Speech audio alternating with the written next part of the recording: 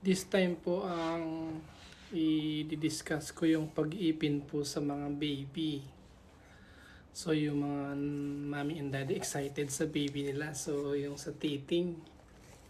So on average po, nag-iipin sila mga around 4 or 6 months. Pwede na daw po mag-start. So, on average po yun ha. Pero may ilan, 2 months pa lang may ipin na dun sa baba. Yung iba 3 months, ang aga naman. Pero karamihan 6 months po may ipin na. Yung mga 2 months, 3 months, 4 months, hindi natin maintindihan bakit napakaaga. Yung iba naman, nag-birthday na wala pang ipin.